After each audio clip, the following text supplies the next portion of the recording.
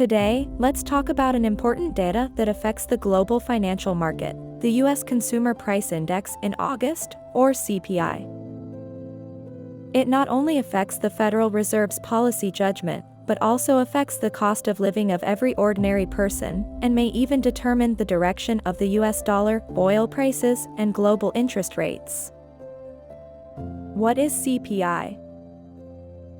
CPI, full name Consumer Price Index.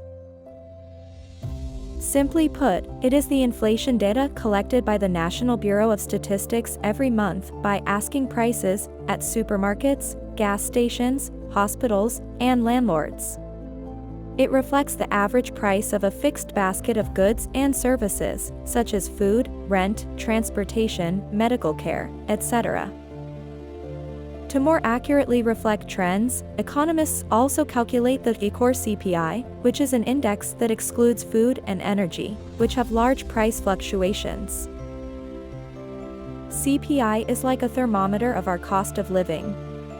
If it rises, it means life has become more expensive. If it falls, it may mean that inflationary pressure has eased.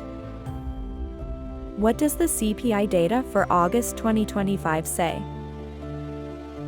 Let's look at the latest data.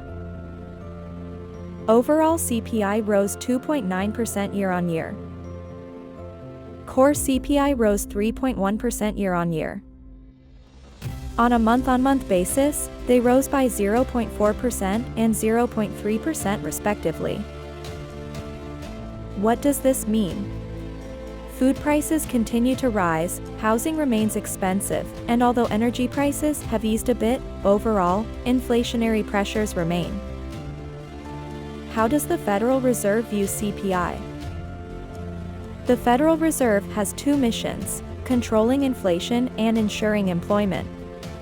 Its ideal inflation rate is 2%. Inflation is typically measured not primarily by the CPI, but by another indicator, the PCE index. The PCE stands for the Personal Consumption Expenditures Price Index. It also measures price increases, but covers a wider range of consumption and is updated more frequently. For example, it includes both government and business spending on healthcare and education services, while the CPI only looks at household consumption. Another characteristic of the PCE is that it automatically accounts for changes in consumer purchasing habits. For example, if the price of a product increases, people may switch to a cheaper alternative. The PCE will reflect this change, while the CPI generally does not. This is also why the Federal Reserve uses PCE as its preferred indicator of inflation rather than CPI. However, the media, the public and the market pay more attention to CPI because it reflects the real expenses of our daily lives. To summarize, the Fed trusts PCE more. The public, market and media pay more attention to CPI. Both can illustrate inflationary pressure, but from different perspectives. The higher the CPI, the greater the pressure on the Federal Reserve to control inflation. It may continue to maintain high interest rates or even raise them further. This means that loans will become more expensive, mortgages will become heavier, and corporate financing will become more difficult. Conversely, if CPI starts to decline, the Fed will have room to relax. Limitations of CPI and scientific criticism. Although CPI is important, it also has many blind spots. 1. The shopping basket is fixed, but people's consumption habits will change. For example, more people spend money on consuming media and buying online courses, but these may not be included in the statistics. 2. The data is delayed, and inflation will only be reflected in the CPI after it occurs. 3. The substitution effect is not taken into account. For example, if milk becomes more expensive, I buy soy milk, but the CPI still calculates the price of milk. 4. Fluctuating items have a great impact. For example, oil prices and vegetable prices rise and fall too quickly, which may obscure the real trend. In other words, CPI is a good tool, but not a perfect tool.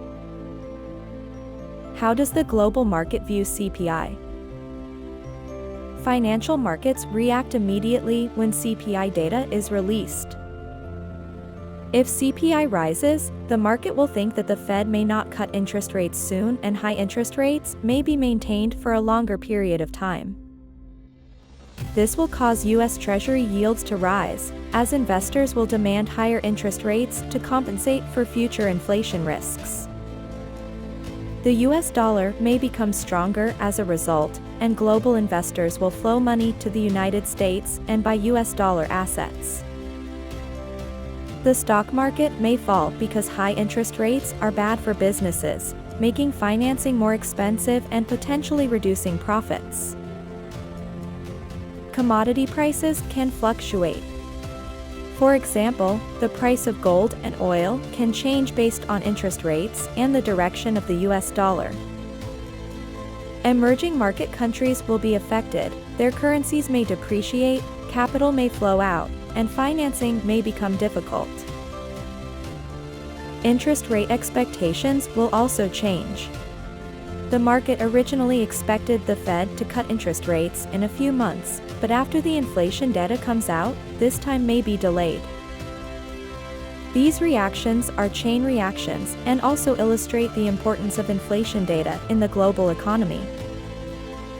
Perceptual inflation from a scientific perspective. From the perspective of behavioral science, people's perception of inflation is often more sensitive than data.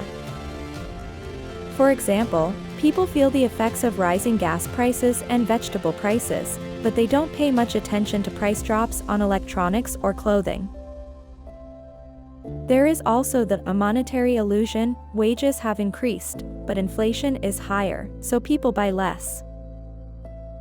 This perceptual inflation is often stronger than real inflation and will also affect people's consumption behavior and market expectations.